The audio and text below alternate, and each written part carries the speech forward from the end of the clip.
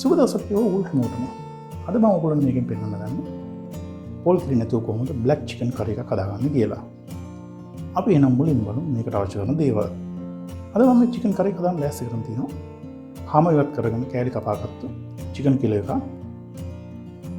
ඊට අමතරව මම ලෑස්ති කරන් තියෙනවා රටලුණු බිලි දෙකක් විතර හීනෙට කෑලි කපාන්න තියෙනවා. ආමිරිස් කරල් දෙකක්, බීලිස් කොළ එකක්, රම්පේ, කරවිංච, තලාගස් සුදුරු සහ ඉඟුරු. ඊට අමතරව මම ලෑස්ති කරන් තියෙනවා පොල් තෙල්, කුරුදු පොතු, මිරිස් කුඩු අවශ්‍ය නම් මෙතන දෙකක් තුනක් විතර. කොත්තමල්ලි අවශ්‍ය නම් කොත්තමල්ලියට මේ සැඳි එකක් විතර ලෑස්ති කරන් තියෙනවා. එකක් දෙකක් අතර ප්‍රමාණය. කරාම මිරිස් වලට එන සහ ලුණු කුඩු, ගොරක කෑලි කිහිපය. ඒත් එක්කම සූදුරු අවශ්‍ය නම් තේහඳ දෙකක් අතර ප්‍රමාණය. ගම් මිරිස්සට අවශ්‍ය නම් මේ සැඳි දෙකක් තුනක් වගේ ප්‍රමාණය. මෙන්න මේ දේවල් ටික තමයි ඕන වෙන්නේ. අපි එනම් බලමු කොහොමද මේ චිකන් කරි එක හදාගන්නේ කියලා. මුලින්ම මේ චිකන් කරි එක හදාගන්න ඉස්සෙල්ලා මේකට ඕන කරන කුළු බඩ මිශ්‍රණය අපි හදාගන්න ඕනේ. අපි මෙන්න මේ තියෙන කුළු බඩු ටික දැන් මේකේ කවල දාගෙන හොඳට බැද ගන්න ඕනේ. පෑන් එක රත් වුණාට පස්සේ මම මුලින්ම දාගන්න කුරුදු පොතු, එනස සහ කරාම නෙට් ටික දාගෙන මේ ටිකම හොඳට කබලේ බැද ගන්න ඕනේ.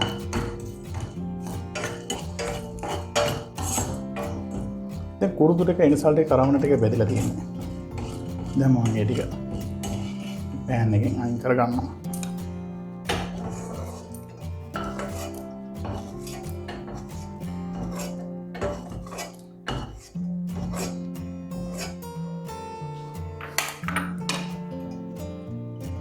ඊට පස්සේ මම ඒකට දාගන්නවා කොත්තමල්ලි, ඒත් එක්කම සූදුරු ටික. දැන් මේ ටිකත් අර කලින් බැදගත්තා වගේ හොඳට බැද ගන්න ඕනේ.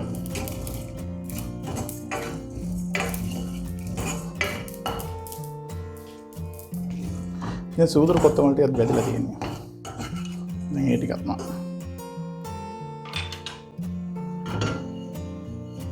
එහෙම අයින් කරනවා.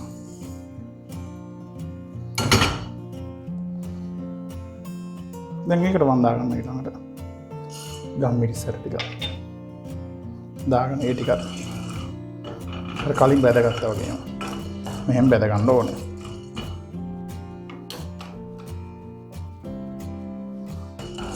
ගම් මිරිස් ටික අවශ්‍ය ගන්න බෙදලා තියෙනවා.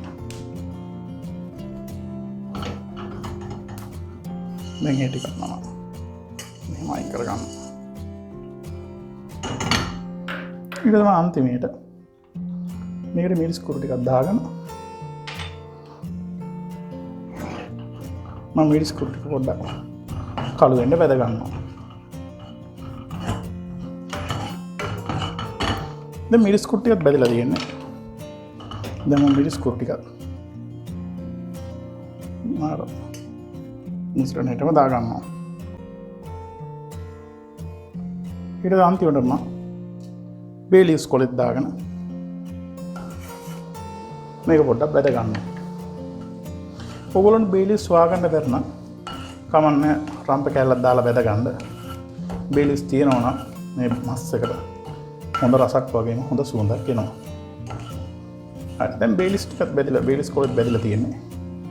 දැන් ඒකත් මම අයින් කරගෙන අපි දැන් බලමු කොහොමද මේක කුඩු කරගන්න කියලා. මේ විදිහට කබල බැදගත්තු කුඩු බඩු ටික දැන් අපි ග්‍රයින්ඩරේ දාගෙන හොඳට කුඩු කරගන්න ඕනේ.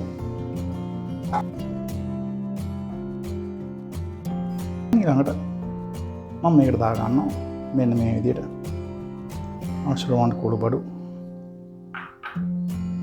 ඒත් එක්කම ආශ්‍රවන්ට ලුණු කුඩු.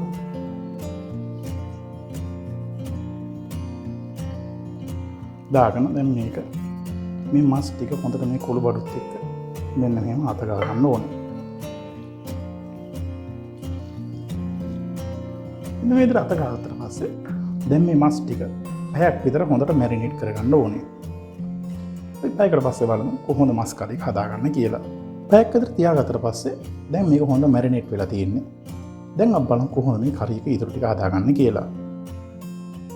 මේ විදිහට වළඳ ටික රත් වුණාට පස්සේ ඊට පස්සේ මේ වළඳට තෙල් ටිකක් දාගෙන තෙල් ටික හොඳට රත් කරගන්න ඕනේ.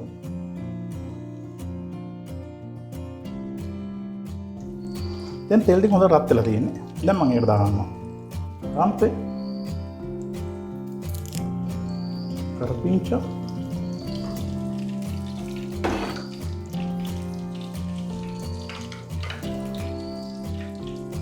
සුදු ලුණු,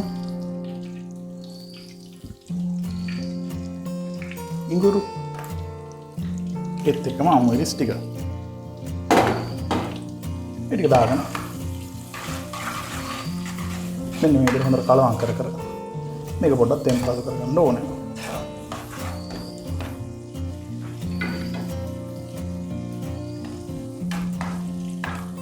දැන් ඊට පස්සේ මම මේකට දාගන්නවා හීනියට කපාගත්තු රටලුණු ටික.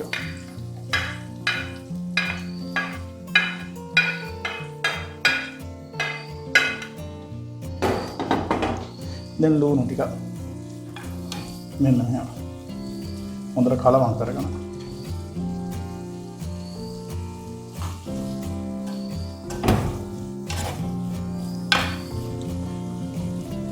මේක විනාඩි 2ක් 3ක් විතර ටෙම්පරාදු කරගන්න ඕනේ.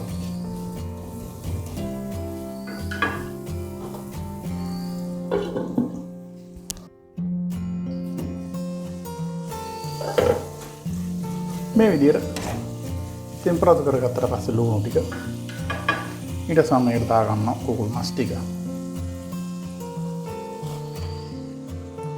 දාගෙන ඒකට මම දාගන්නවා ගොරක කෑලි ටිකක්. දැන් මේ මස් ටික මෙන්න මේ විදිහට හොඳට කලවම් කරගන්න ඕනේ.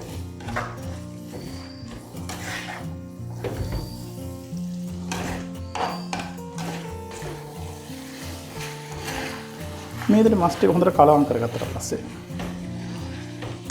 දැන් මේ මස් එකේ වතුර වලටම මේක කුක් කරගන්න ඕනේ.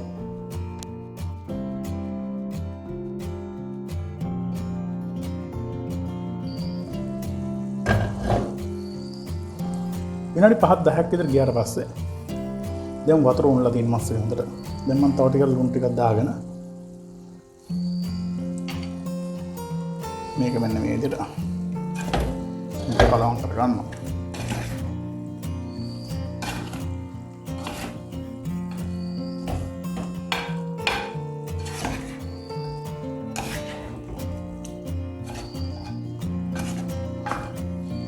දැන් කලවම් කරගත්තා පස්සේ දැන් අපෝ පීනින් වහගෙන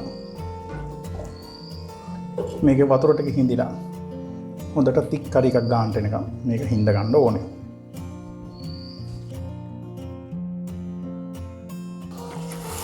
වතුර ටික හිඳුනට පස්සේ දැන් ඕගොල්ලන්ට පේනවා හොඳට තෙල් පෑදිලා මස් එක හොඳට හැදිලා තියෙන්නේ. ඉතින් මෙන්න මේ විදිහට තමයි කුකුල් මස් එක හදාගන්නේ. අපි දැන් බලමු එහෙනම් කොහොමද මේක පිළිගන්නන්නේ කියලා.